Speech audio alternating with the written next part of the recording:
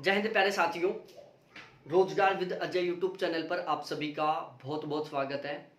आज के इस वीडियो में मैं बात करने वाला हूं, Delhi police head constable ministry का पेपर स्टार्ट हो चुका है और पर डे 3 शिफ्ट चल रही है। मॉर्निंग शिफ्ट, आफ्टरनून शिफ्ट और इवनिंग शिफ्ट में पेपर हो रहा है। अब यहाँ पर इस वीडियो में मैं आपके साथ डिस्कस करूंगा तीनों के तीनों शिफ्टों के बिल्कुल ऑथेंटिक डाटाओं के साथ कितने परसेंट कैंडिडेट हैं जो पेपर में प्रेजेंट हो रहे हैं, पेपर का लेवल क्या रह रहा है, math, reasoning, English, GK, computer इसका लेवल कैसा आ रहा है, इसके अलावा एक्सपेक्टेड कट ऑफ कितनी जा सकती है। इस तरीके के जो भी तमाम क्वेश्चन है आपके दिमाग में बन रहे हैं, उन सभी को यहाँ पर हम बिल्कुल डिटेल से ऑथेंटिक सोर्स के बेस पर मैं यहाँ पर बताने वाला हूँ। ठीक है, तो आपने अभी तक चैनल को सब्सक्राइब नहीं किया तो प्लीज एक बार चैनल को तो जरूर सब्सक्राइब कर लें। वीडियो को बिना स्किप किए हुए लास्ट तक जरूर देखें, क्योंकि यहाँ पर मैं आपको एक बहुत ही काम की बात बताने वाला हूँ जो आगे जिनका पेपर होने वाला है ना, उनके लिए तो वो रामबाण होने वाली है। ठीक है, अब सबसे पहले हम बात करते हैं कि पेपर में कितने परसेंट कैंडिडेट प्रेजेंट हो रहे हैं। तो यदि हम पेपर में प्रेजेंट होने का रेशियो निकालें तो देखो, फर्स्ट शिफ्ट में लगभग 60 से 70% कैंडिडेट प्रेजेंट थे। सेकंड शिफ्ट में जो प्रेजेंट का रेशियो था वो 50 से 60% था और थर्ड शिफ्ट में प्रेजेंट होने का रेशियो था वो 65% था। ठीक है, लगभग 60 से 50% कैंडिडेट, सॉरी लगभग 40 से 50% कैंडिडेट ऐसे हैं जो पेपर में प्रेजेंट नहीं हो रहे हैं।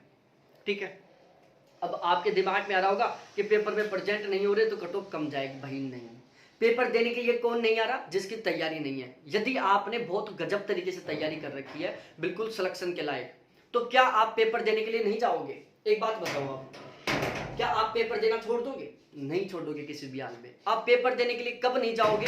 जब आपकी बहुत अच्छे लेवल की तैयारी नहीं होगी।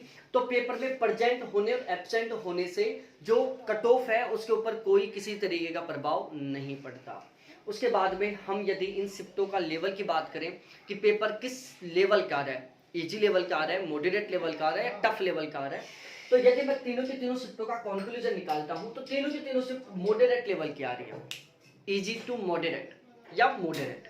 ठीक है, टफ लेवल का पेपर किसी में नहीं आ रहा, चाहे फर्स्ट शिफ्ट हो, चाहे सेकंड हो, चाहे थर्ड शिफ्ट हो, टफ लेवल का नहीं आ रहा, मॉडरेट लेवल का पेपर आ रहा है। उसके बाद में हम बात करते हैं मैथ, इंग्लिश, जीके, कंप्यूटर और रीजनिंग के रेशियो के बारे में। सबसे पहले हम मैथ और इंग्लिश की बात करते हैं। देखो, मैथ और इंग्लिश, बहुत सारे प्यारे साथी हैं जो मैथ और इंग्लिश की वजह से पेपर देने के लिए नहीं आ रहे। बहुत सारे हैं ऐसे, ये जो 60% कैंडिडेट जो पेपर देने के लिए नहीं आ रहे ना, इनमें से 20 से 30% कैंडिडेट ऐसे हैं वो ये सोच रहे हैं कि यार मैथ और इंग्लिश आ रही है इसलिए हम पेपर देने के लिए नहीं जाते हैं। तो आपको मैथ और इंग्लिश देखकर बिल्कुल घबराना नहीं है, क्योंकि मैथ और इंग्लिश है ना यहाँ पर easy to tough moderate level की आ रही है। कैसी आ रही है? इजी टू मॉडरेट लेवल का इंग्लिश और मैथमेटिक्स आ रहा है यहाँ पर। 4-5 क्वेश्चनों को छोड़ दो, जैसे इंग्लिश के 4-5 क्वेश्चन, मैथ के 4-5 क्वेश्चन थे जो टफ लेवल के थे, बाकी सारे के सारे इजी टू मॉडरेट लेवल के थे। कैलकुलेशन भी बहुत ज्यादा लंबी चौड़ी नहीं है, इंग्लिश में डिफिकल्ट टाइप के क्वेश्चन नहीं आ रहे। तो आपको इस चीज को लेकर बिल्कुल नहीं घबराना कि मैथ इंग्लिश है और हमारा यहाँ पर दाव नहीं चलेगा। नहीं, यदि आपका एवरेज भी है मैथ और इंग्लिश तो आप जरूर पेपर देने के लिए जाएं। ठीक है, क्योंकि ये टफ नहीं आ रहा है, ये ध्यान रखना। और जो 4-5 क्वेश्चन बहुत टफ आ रहे हैं ना, उनसे हमें कोई मतलब भी नहीं रखना, क्योंकि कभी भी 100% कट ऑफ नहीं जाती, इसलिए हमें 100% क्वेश्चन ठीक भी नहीं करना है। ये बात आपको ध्यान में रखनी है।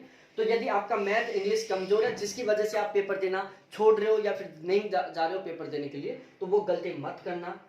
मैथ और इंग्लिश में भी आप बहुत अच्छा स्कोर करके आओगे आज के जैसा यदि पेपर आता है तो। उसके बाद में हम रीजनिंग की बात करें, रीजनिंग मॉडरेट लेवल का आ रहा है, लेकिन रीजनिंग में एक गजब की बात आ रही है, ट्रिकी टाइप का रीजनिंग आ रहा है। ट्रिकी टाइप का मतलब है तरीके वाला। यदि किसी को तरीका पता है ना, बहुत कम टाइम में क्वेश्चन को सोल्व कर देगा। तरीका नहीं पता, वो चारों तरफ चक्कर काटता ही फिरेगा, फिर लास्ट में टाइम भी वेस्ट कर देगा और क्वेश्चन भी ठीक नहीं करेगा। ठीक है, बाकी टफ नहीं कह सकते हम, लेंथ भी रीजनिंग नहीं आ रहा कि चलो कैलकुलेशन बहुत लंबी हो रहा है या फिर चारों तरफ घुमा रहा है क्वेश्चन को, ऐसा कुछ नहीं, बिल्कुल शानदार लेवल का आ रहा है। कभी सोचा नहीं था कि इस तरीके का इंग्लिश, मैथ और रीजनिंग आ सकता है। बात की जाए कंप्यूटर की, कंप्यूटर में तो भाई साहब एसएससी ने पता नहीं क्या सोच लिया है। अभी जो सेकंड शिफ्ट का पेपर हुआ था उसमें एक्सेल से 10 के 10 क्वेश्चन बना दिए कंप्यूटर के। ठीक है, अब सपोज दैट किसी कैंडिडेट ने एक्सेल नहीं पढ़ा, 10 के 10 क्वेश्चन गए, और किसी ने केवल एक्सेल पढ़ा, 10 के 10 ठीक हो गए। ठीक है ना, बाकी और शिफ्टों में दो दो तीन तीन कुछ कुछ, मतलब अब की बार कंप्यूटर में सीन क्या हो रहा है, यहाँ पर पहली और तीसरी शिफ्ट में भी ऐसा हुआ है, किसी एक टॉपिक से 2-3 क्वेश्चन बना रहे हैं।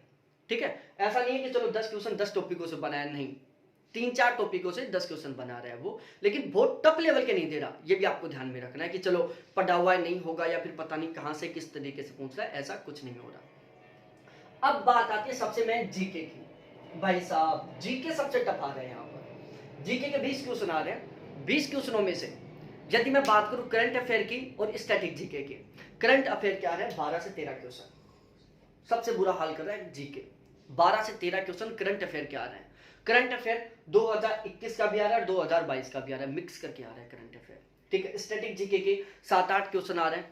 ठीक है, वो भी टफ लेवल के आ रहे हैं, मतलब हर किसी के जीके में हवा चल रही है। हाँ, जिसका करंट अफेयर बहुत गजब का स्ट्रॉन्ग है ना, उसकी तो कोई दिक्कत नहीं, 12-13 क्वेश्चन आ रहे हैं, 8-10 तो मतलब 10 तो ठीक करके आएगा ही। लेकिन स्टैटिक जीके के 7-8 क्वेश्चन वो तो बहुत ज्यादा स्ट्रॉन्ग है, किसी की जीके वो ही करके आएगा। तो जीके यहाँ पर बहुत टफ लेवल का है। तो अब आगे जिन कैंडिडेटों का पेपर है उनको स्पेशली मैं रिकमेंड कर रहा हूं कि आप 2021 और 2022 के करंट अफेयर के ऊपर बहुत ज्यादा फोकस करें। यदि आप जीके पढ़ रहे हैं ना, तो जीके में करंट अफेयर पढ़ें आप। ठीक है, स्टैटिक जीके मत पढ़ो आप, ज्योग्राफी, पॉलिटिकल, हिस्ट्री, इकोनॉमिक्स बिल्कुल नहीं, केवल आपको करंट अफेयर पढ़ना है।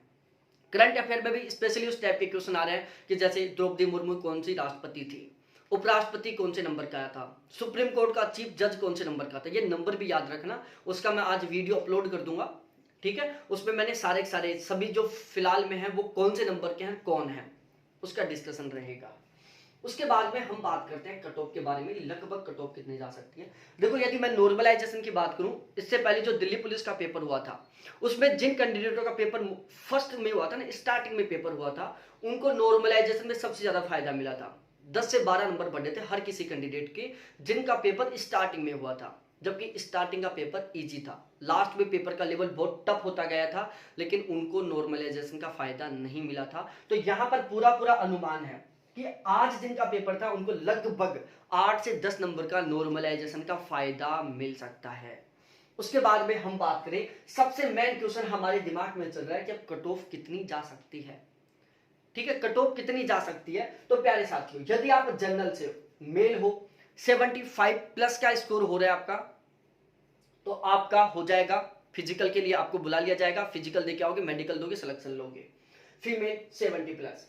ओबीसी की बात करें 73 प्लस, फीमेल का 69 प्लस। ईडब्ल्यूएस की मैं बात करूं तो मेल का 72 प्लस, फीमेल का 67 प्लस।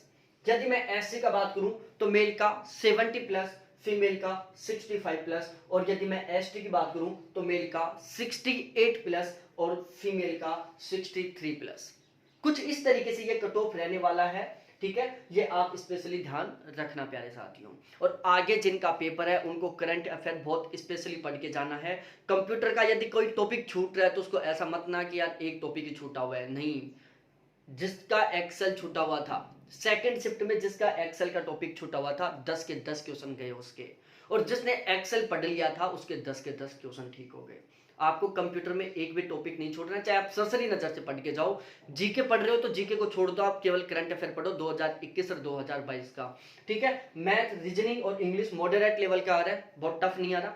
मैथ और इंग्लिश है इजी लेवल का आ रहा है, इजी टू मॉडरेट लेवल का आ रहा है। तो ये था आज के तीनों शिफ्टों का बिल्कुल फुल डिटेल ऑथेंटिक एनालिसिस जो आपको मैं यहाँ पर प्रोवाइड करवाया हूँ। बाकी कट ऑफ को लेकर आपकी क्या राय है, प्लीज कमेंट सेक्शन में कमेंट करके जरूर बताना। और आगे आपका पेपर है तो बहुत बहुत बेस्ट ऑफ लक, आपका पेपर बहुत अच्छा हो, आपको दोबारा पेपर ना देना पड़े, आपका इसी बार में सिलेक्शन हो जाए। ठीक है, बाकी चैनल को जरूर सब्सक्राइब करना, वीडियो को शेयर करना और लाइक जरूर करना।